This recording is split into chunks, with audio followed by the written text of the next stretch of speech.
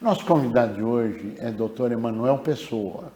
Saiba no nosso programa como e o que representa ESG e governança corporativa. Como você pode ganhar muito dinheiro se seguir normas e padrões internacionais. É um prazer tê-lo conosco. Obrigado, presidente. Na verdade, para mim é um prazer dobrado. A gente teve a oportunidade de se conhecer pouco antes da pandemia. A pandemia nos separou e hoje estamos aqui. Muito obrigado. Hoje o mundo fala de ESG.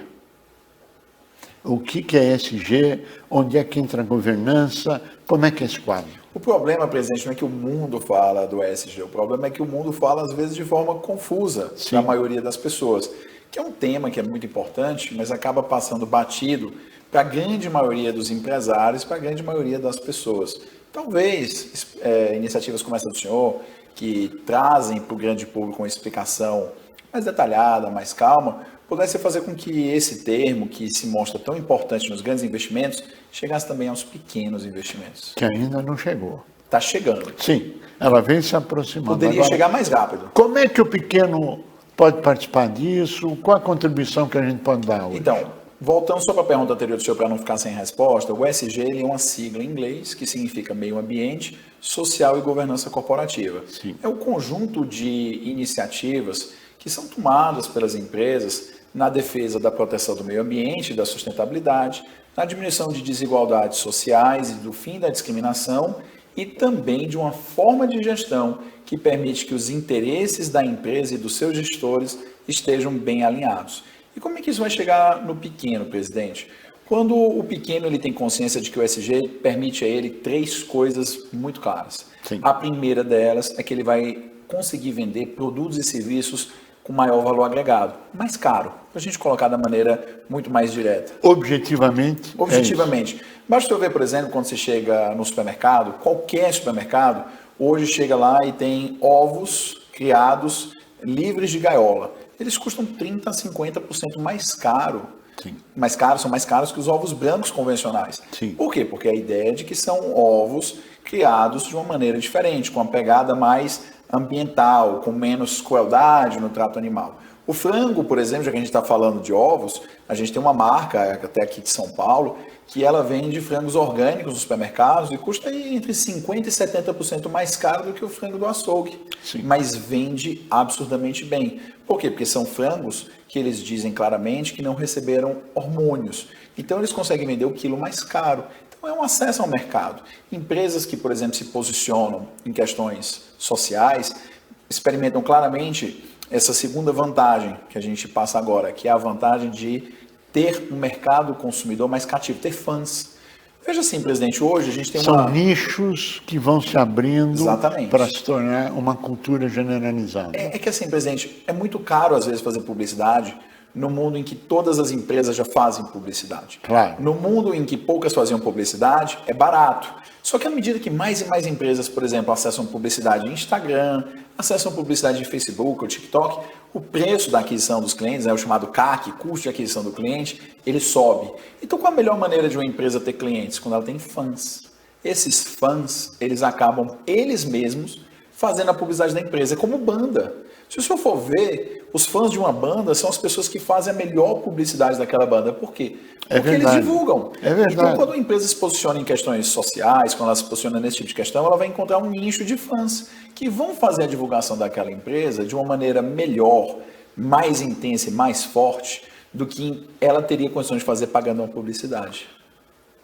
E só para matar, né? Claro. O terceiro ponto, só para as três vantagens, é que ela também vai acessar condições especiais de captar investimentos ou financiamentos que não são acessíveis a empresas que não adotam essas práticas. Seja porque os principais fundos de investimento do mundo hoje estão orientados nesse sentido, seja porque você facilita para os investidores entenderem que aquela empresa é um bom negócio.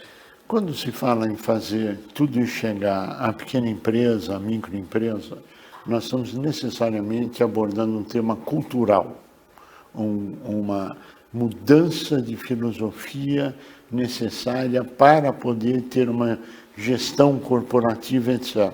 Explica para a gente que mudança e como. Presidente, a vantagem de estar aqui tratando com o Simples é que o senhor tem uma visão né, sobre a questão da pequena e média empresa, que às vezes passa despercebido pelas pessoas que normalmente formulam estudos, teorias a respeito disso. E muitas vezes, quando a gente ouve falar nisso, parece um tema muito distante, porque parece que são temas de grandes empresas e, quando muito, de médias empresas. Mas é o contrário. Essas pequenas empresas são as que têm mais capacidade de adotar essas práticas de uma maneira mais rápida. Por quê? Porque, por serem pequenas, o navio é pequeno. E virar a direção de navio pequeno, de barquinho, é mais fácil do que virar a direção de navio gigante.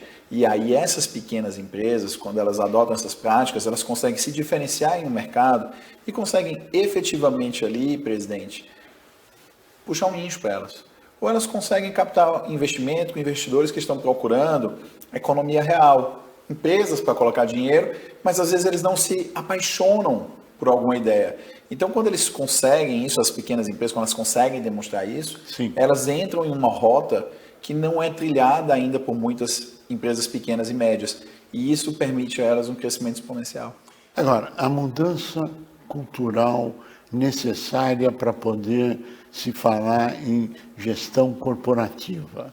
Qual é o turning point? Qual é a mudança filosófica para que a empresa possa ter chance nesse jogo de ter investidores, de crescer, de não depender das metodologias normais?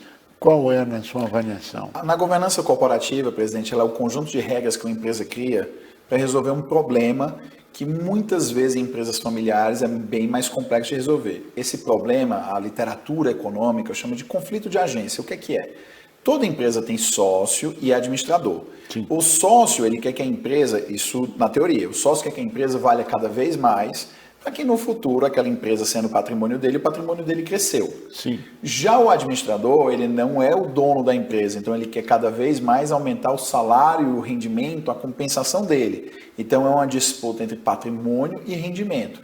Essa questão ela fica um pouco nebulosa em empresa familiar, que o sócio é o próprio gestor. Só que se ele conseguir separar na cabeça dele esses papéis, ele consegue ver que muitas vezes aumentar o valor de mercado da empresa dele para vender depois, dá a ele muito mais dinheiro do que ele conseguiria juntar em rendimento por vários e vários anos a fio. Então, como é que é o ponto da virada? O ponto da virada, quando o pequeno e médio empresário, principalmente ainda, infelizmente, o médio, quando ele entende claramente que ele tem muito mais a ganhar aumentando o valor de mercado da empresa dele do que aumentando o rendimento que ele tira mensalmente. Parece até difícil falar isso, porque boa parte das nossas pequenas empresas são empresas familiares em que está lá os parentes ou o casal ou o que for, estão ali lutando pela sua subsistência. Só que quando a empresa está crescendo, se eles conseguirem prolongar por mais tempo aquela situação do cinto apertado, do padrão de vida baixo, daquela coisa mesmo do empreendedor brasileiro, que ele realmente aguenta as adversidades, a gente sabe que o empreendedor brasileiro é um herói, né? Se ele consegue aguentar por mais tempo, presidente, e ele consegue investir no crescimento da empresa dele, se ele consegue fazer essa separação, se ele consegue mostrar isso para investidores, ele consegue atrair pessoas interessadas e ver, poxa, esse é um negócio promissor, está crescendo, e se eu aportar o meu dinheiro ali, aquele dinheiro não vai virar uma viagem do casal, aquele dinheiro não vai pagar as dívidas do sócio, aquele dinheiro não vai pagar coisas de irmãos que são sócios, estão ali se resolvendo. Não, aquele dinheiro vai ser investido em crescimento. Então, pode ser uma oportunidade de eu fazer um investimento, um aporte em uma empresa que vai crescer.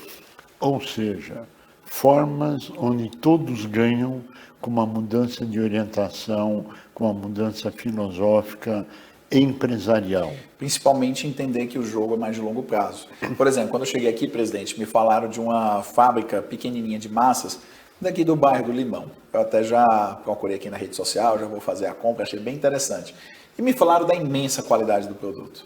Então, o senhor imagina aqui o meu caso, imagina que eu seja uma pessoa que tivesse um dinheirinho, que eu quisesse investir em alguma coisa de economia real. Eu vou lá, descubro, vejo se é bem administrado, se não é, se está bem separada a questão do dinheiro que eles tiram como gestores e do papel deles como sócio. Se for, eu posso chegar e dizer, olha, eu tenho um capitalzinho aqui, vamos comprar máquinas juntos, vamos expandir a operação, eu quero tantos por cento, vamos ajudar a conquistar um mercado aqui e ali. Porque as pessoas às vezes param para pensar, presidente, que o investidor é só aquele sujeito que está aqui em São Paulo, na Faria Lima, na Torre de Vidro. Não é.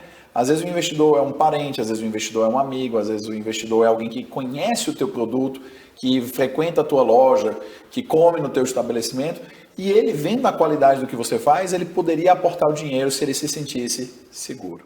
Ou seja, o ponto de corte filosófico real é a separação do rendimento sócio do rendimento administrador. A hora que ele entende que essa divisão tem que ficar clara para ele poder ter sócios, investidores e ter a oportunidade de crescer com um horizonte futuro de uma valorização, é isso. É isso. É a ideia de, em vez de aumentar o meu rendimento, aumentar o meu patrimônio. Quando tem essa mudança, mas a grande dificuldade do Brasil, o senhor sabe, que várias das empresas acabam se vindo para a subsistência da família que gravita ao redor dela.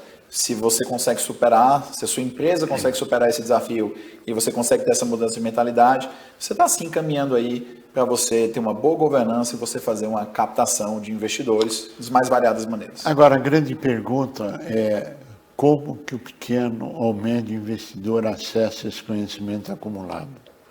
Porque dizer, eu vou ao fundo, eles vão começar a conversar com quem fatura acima, normalmente, de 50 milhões de reais ano. Não, o fundo é muito mais em geral, presidente. Isso.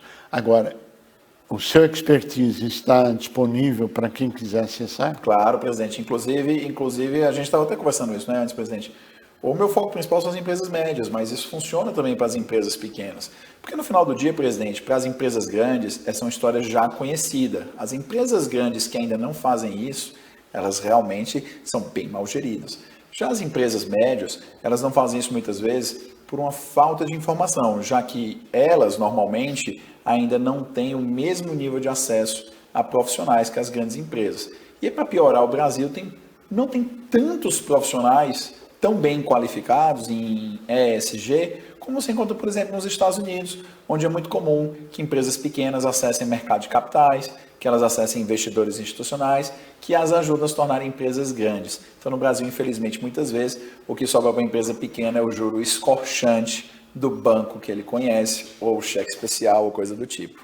Até para não criarmos falsas expectativas, é importante deixar claro que neste semestre, que aí está o acesso ao dinheiro, a crédito de uma forma geral ou a investimentos, está extremamente difícil. É verdade. Isso é real na sua avaliação? É verdade, presidente. O senhor estava até conversando comigo aqui antes. Esse momento eu percebo claramente pelos meus clientes que a capacidade de captar investidores, não de pedir dinheiro emprestado. Pedir dinheiro emprestado sempre vai ter disponível se você estiver disposto a pagar a taxa. Mas a captação, do ponto de vista mais de investidores, ela caiu muito de uns 2 meses para cá, mais ou menos, e eu acredito que vai continuar indo um pouco ruim até o começo do ano que vem, como o senhor bem colocou, dependendo da eleição, talvez um pouco mais. Doutor Emanuel Pessoa, nós queremos agradecer muito a sua participação, a transmissão do conhecimento acumulado, e a você que esteve conosco. Nosso mais profundo agradecimento, com a certeza que estaremos juntos na semana que vem. Até lá.